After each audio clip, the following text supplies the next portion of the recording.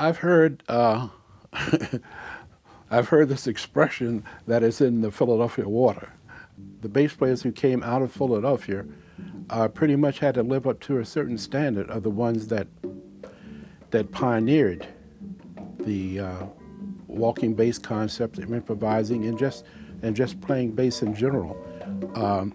One of the real early guys, we go way back to Percy Heath, go back to John Lamb, who was with Duke Ellington for a while, passed through here. And I don't want to get into names because there's so many and there's no way I'll remember all of them. But there were jazz bass players go way back here. It was a recording by Charles Mingus that I remember just really grabbed me. It was one of his older recordings called The Clown. And I remember something just came over me that I wanted to play that instrument. But I never thought of becoming professional. I just knew that I just wanted that instrument in my life just as a hobby, because I did have a steady day job that I was pretty much locked into. And so I went downtown one day and I made a down payment on a bass that I saw in a pawn shop. And I hadn't even touched it.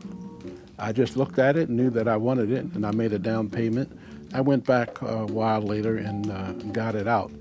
And I'll never forget the smile on my face the first time I plucked the instrument. It was amazing. It still hadn't gone away. You know, that smile is still there.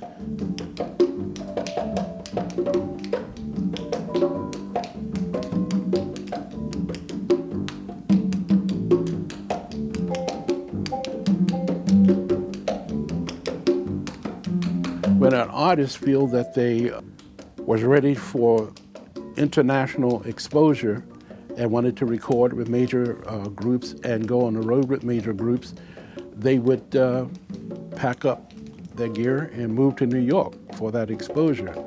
I never felt comfortable doing that, but I was blessed with the opportunity of mainstream artists reaching out to me in Philadelphia.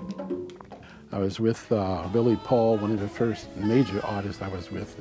You know, he won the Grammy for the Me and Mrs. Jones recording. That was followed by many, many, many years off and on with guitarist Pat Martino. I did 4 recordings with Pat Martino, which I was honored to do.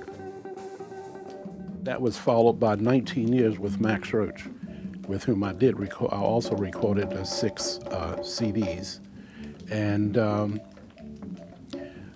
the last few years with Max, I started wanting to concentrate more on composition. And I formed a string ensemble, because strings are my first love. I formed a string ensemble, and I had the honor of receiving 2 or 3 recording contracts to record with that group.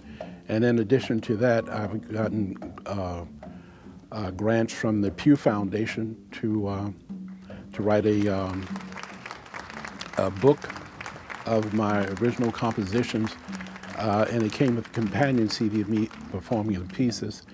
Sometimes you lose the balance between the scholastic approach and the natural approach. For example, a lot of young people would get recording contracts, and yet they have no life experience behind the music. It would be pretty much schooled and with limited heart.